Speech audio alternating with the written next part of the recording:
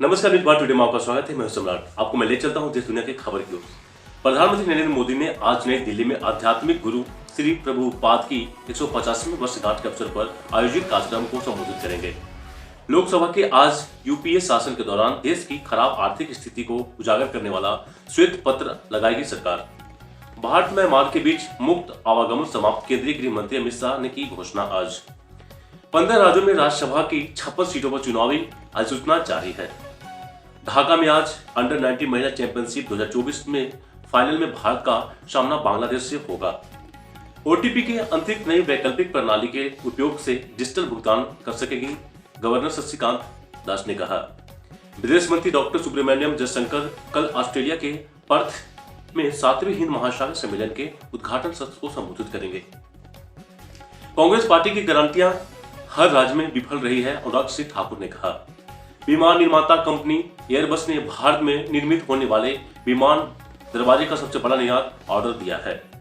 प्रधानमंत्री नरेंद्र मोदी ने आज कांग्रेस पर सांकेतिक हमला करते हुए कहा कि वह सरकार के खिलाफ जो समय पत्र लाई है वह उसकी सरकार के लिए बुरी नजर को हटाने के काले टीके की तरह है। उन्होंने कहा कि उनकी सरकार देश के विकास के लिए कार्य करती है और करती रहेगी। आज राज्यसभा में जिन सदस्यों का कार्यकाल समाप्त हो रहा है उनके विदाई समारोह में श्री मोदी ने कहा कि पिछले 10 वर्षों में देश ने हर क्षेत्र में प्रगति की है। केंद्रीय गृह मंत्री अमित शाह ने भारत और मथुरा के बीच मरुराथन ओबामा की अवस्थित विचारधारा खत्म करने की घोषणा की है। देश की आंतरिक सुरक्षा सुनिश्चित करने और म्यांमार की सीमा से पूर्व किराएदारों को पोर्टफोलियो की संरचना बनाने के लिए यह निर्णय लिया गया है। सोशल मीडिया प्रोप्राइटर में श्री शाह ने कहा कि गृह मंत्रालय इस प्रक्रिया पर काम कर रहा है। बिचौलियों ने कहा कि यह कदम प्रधानमंत्री नरेंद्र मोदी की सीमा को सुरक्षित करने के लिए है। जिन सदस्यों का कार्यकाल समाप्त हो रहा है उनमें से पूर्व प्रधानमंत्री मनमोहन सिंह भी शामिल है। श्री मोदी ने डॉक्टर मनमोहन सिंह की प्रशंसा करते हुए कहा कि उन्होंने अपार योगदान दिया है। प्रधानमंत्री ने कहा कि डॉक्टर मनमोहन सिंह ने जिस प्रकार सदन और देश का मार्गदर्शन किया है वो हमेशा याद किया जाएगा। श्री मोदी ने पूर्व प्रधानमंत्री के लोकतांत्रिक मजबूत करने के लिए व्हील चेयर पर राज्यसभा में आकर वोट देने के लिए प्रशंसा की।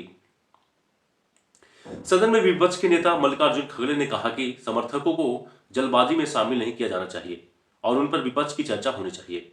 विचारधारा ने कहा कि लोकतंत्र पर चर्चा और बहस के लिए विचारधारा है।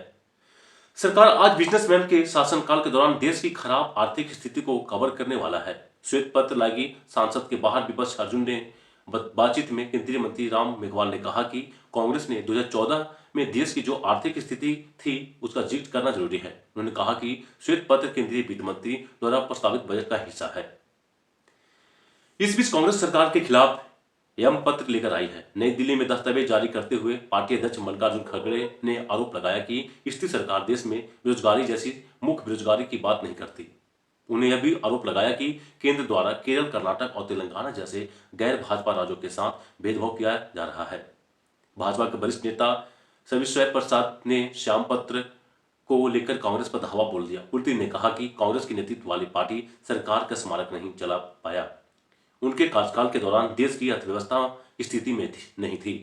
उन्होंने संसद के बाहर मीडिया से कहा कि प्रधानमंत्री नरेंद्र मोदी ने नेतृत्व में भारत देश की 5वीं सबसे बड़ी अर्थव्यवस्था बन गया है। श्री प्रसाद ने कहा कि धार्मिक शासन के दौरान 11% का नियम था जो वर्तमान शासन में बहुत कम हो गया है। 15 राज्यों में सागर के 56वें क्वार्टर चुनाव की आज अधिसूचना जारी हुई है। नामांकन 13 जनवरी तक, मतदान 27 फरवरी से होगा। उनमें से उत्तर प्रदेश के 10, महाराष्ट्र और बिहार 6, पश्चिम बंगाल और मध्य प्रदेश से 5-5, गुजरात और कर्नाटक से 4-4, आंध्र प्रदेश, तेलंगाना, राजस्थान और ओडिशा से 3-3 और 1-1 सीट उत्तराखंड, छत्तीसगढ़, हरियाणा और हिमाचल प्रदेश से है। इस साल अप्रैल में अपना पूरा विज्ञापन करने वाले पूर्व प्रधानमंत्री मनमोहन सिंह, भाजपा के राष्ट्रीय अध्यक्ष जगत प्रसाद नड्डा, अन्य ऑटोमोबाइल्स केंद्रीय मंत्री प्रधान अश्विनी वैष्णव और भूपेंद्र यादव, पुरुषोत्तम रूपाल, मनसुख मंडाविया, डॉक्टर एल मुरुगन, राजीव, 4 देशों के दक्षिण एशियाई फुटबॉल एसोसिएशन एएसएफ की अंडर 19 महिला चैंपियनशिप में 2024 के फाइनल में आज ढाका में भारत का सामना बांग्लादेश से होगा। मैच स्थानीय समय खेल शाम को 6 बजे शुरू होने वाला है। ग्रुप स्टेज में भारत ने भूटान और नेपाल के खिलाफ आसानी से जीत हासिल कर ली है, लेकिन बांग्लादेश से हार गई। भारत ने ग्रुप के दूसरे स्थान पर रहते हुए फाइनल में प्रवेश कर लिया है, जबकि बांग्लादेश ने सभी लीग मैचों में फाइनल में प्रवेशित किया है। यह फाइनल भारत के लिए स्टेट चैंपियन बांग्लादेश से खिताब जीतने का बेहतरीन मौका है। शीर्षक पर अपना दावा पेश करने के लिए भारत के पास अच्छा आक्रामक सेकंड डिफेंस पंक्ति और मिडफील्ड भी शामिल है। अब मैं आपको लेकर चलता हूं आरबीआई के मुख्य खबर की ओर। ग्राहक सिर्फ ही एसएमएस आधारित वन टाइम पासवर्ड ओटीपी के अतिरिक्त अवधि विभिन्न कनेक्शन नई वैकल्पिक बाधा के उपयोग से डिजिटल भुगतान कहा कि डिजिटल भुगतान लेन देन के क्रेडिट का प्रमाण है। इस संबंध में अलग अलग निर्देश जारी किए गए हैं। रिजर्व बैंक का कहना है कि पिछले कुछ महीने से थोक और खुदरा क्षेत्र में सेंट्रल बैंक डिजिटल काउंस की सीबीडीसी का एलसीडी परीक्षण कर रहा है। अब सरकारी फिल्मांकन द्वारा उपलब्ध फिल्मांकन के लिए सीबीडीसी का उपयोग किया जा रहा है। उद्योग जगत को भी अपने कर्मचारियों के लिए सीबीडीसी के उपयोग के लिए विश्व चर्चा खर्चा के लिए प्रोत्साहित किया जा गया है। बैंक ने सीबीडीसी में ऑनलाइन कार्य करने की सुविधा भी प्रदान की है ताकि उन क्षेत्र में भी लेन देन किया जा सके जहां इंटरनेट सेवा सीमित हो या कम हो। इसके लिए पर्वतीय क्षेत्रों, ग्रामीण और शहरी इलाकों में पर कई औद्योगिक समाधानों को परीक्षण किया जाएगा। श्री दास ने कहा कि मानक आधार पर धीरे धीरे इन समाधानों को लागू किया जाएगा। रिजर्व बैंक ने सभी बैंकों और गैर बैंकिंग वित्तीय संस्थानों को यह अधिकार दिया है कि वे सभी व्यापारिक और एसएमएस मई ऋण के लिए मुख्यतः तथ्यों व्यापार की फौज उपलब्ध करा और सेवा प्रदान दी। श्री दास ने कहा कि सभी समस्या बाधा को हटाकर ऋण के बारे में लोग समझाने को लेकर सही निर्णय लेना में मदद करेगी। इसी के साथ इस सम्राट को दी इजाजत। और हाँ, देखना ना भूलें न्यूज़ भारत टुडे, ऐसा खबर जो राष्ट्र के प्रति समर्पित हो। इसी के साथ हमें दे इजाजत और स्वस्थ रहें और आसपास गंदगी न फैलाएं। जय हिंद। नमस्कार, न्यूज़ भारत टुडे में आपका स्वागत है। मैं सम्राट। आपको मैं ले चलता हूं देश दुनिया की खबर की ओर। प्रधानमंत्री नरेंद्र मोदी ने आज नई दिल्ली में आध्यात्मिक गुरु श्री प्रभुपाद की 150वीं वर्षगांठ के अवसर पर आयोजित कार्यक्रम को संबोधित करेंगे। लोकसभा के आज यूपीए शासन के दौरान देश की खराब आर्थिक स्थिति को उजागर करने वाला श्वेत पत्र लगाएगी सरकार। भारत म्यांमार के बीच मुक्त आवागमन समाप्त, केंद्रीय गृह मंत्री अमित शाह ने की घोषणा। आज 15 राज्यों में राज्यसभा की 56 सीटों पर चुनावी अधिसूचना जारी है। ढाका में आज अंडर 19 महिला चैंपियनशिप 2024 में फाइनल में भारत का सामना बांग्लादेश से होगा। ओटीपी के अतिरिक्त नई वैकल्पिक प्रणाली के उपयोग से डिजिटल भुगतान कर सकेंगी गवर्नर शक्तिकांत दास ने कहा। विदेश मंत्री डॉक्टर सुब्रमण्यम जयशंकर कल ऑस्ट्रेलिया के पर्थ में 7वें हिंद महासागर सम्मेलन के उद्घाटन सत्र को संबोधित करेंगे। कांग्रेस पार्टी की गारंटियां हर राज्य में विफल रही है, अनुराग सिंह ठाकुर ने कहा। विमान निर्माता कंपनी एयरबस ने भारत में निर्मित होने वाले विमान दरवाजे का सबसे बड़ा निर्यात ऑर्डर दिया है।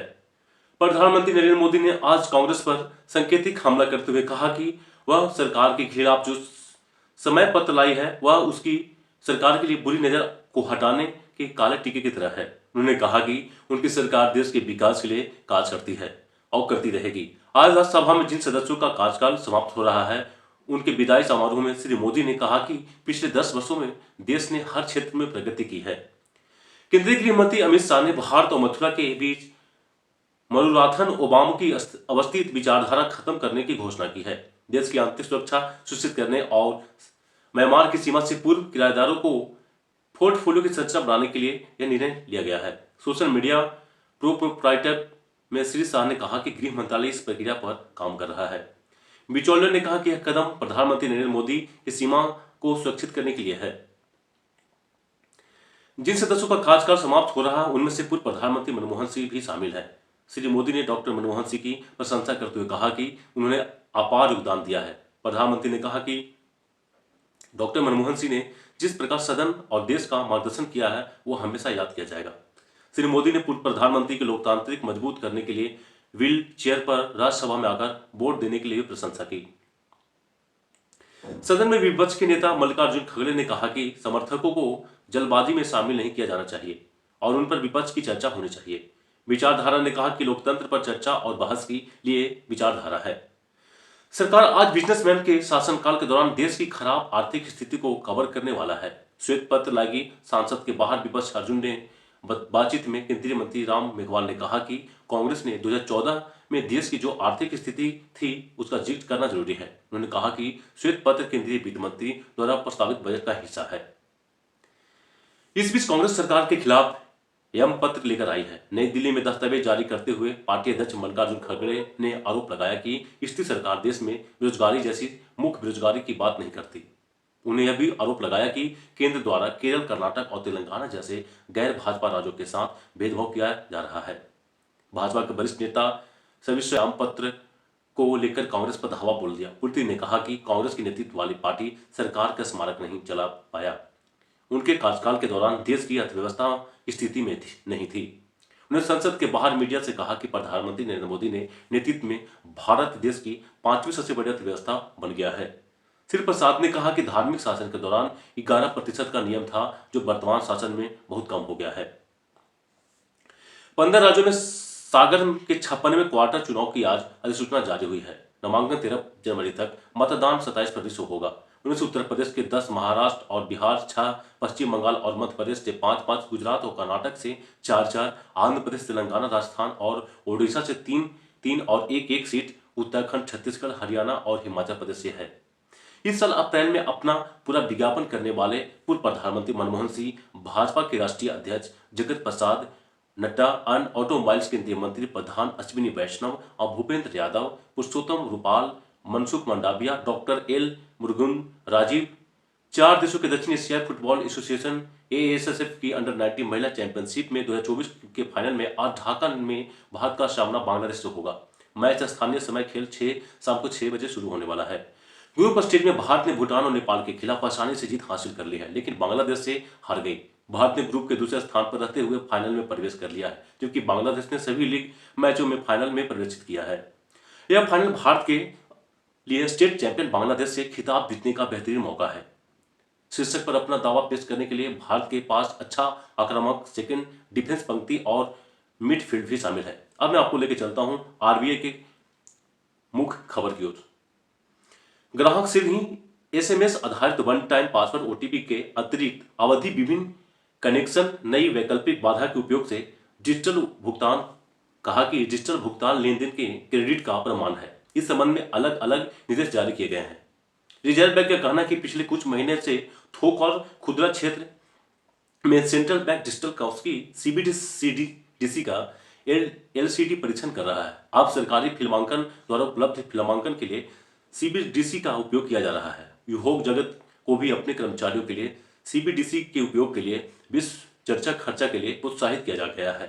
बैंक ने CBDC में ऑनलाइन काज करने की सुविधा भी प्रदान की है, ताकि उन क्षेत्र में भी लेन देन किया जा सके जहां इंटरनेट सेवा सीमित हो या कम हो। इसके लिए पर्वतीय क्षेत्रों, ग्रामीण और शहरों इलाकों में पर कई औद्योगिक समाधानों को परीक्षण किया जाएगा। श्री दास ने कहा कि मानक आधार पर धीरे धीरे इन समाधानों को लागू किया जाएगा। रिजर्व बैंक ने सभी बैंकों और गैर बैंकिंग वित्तीय संस्थानों को यह अधिकार दिया है कि वे सभी व्यापारिक और SMS ऋण के लिए मुख्यतः तथ्यमय व्यापार की फौज उपलब्ध करा और सेवा प्रदान दी। श्री दास ने कहा कि सभी समस्या बाधा को हटाकर ऋण के बारे में लोग समझाने को लेकर सही निर्णय लेना में मदद करेगी। इसी के साथ इस सम्राट को दी इजाजत। और हाँ, देखना ना भूले न्यूज़ भारत टुडे, ऐसा खबर जो राष्ट्र के प्रति समर्पित हो। इसी के साथ हमें दे इजाजत और स्वस्थ रहें और आसपास गंदगी न फैलाएं। जय हिंद।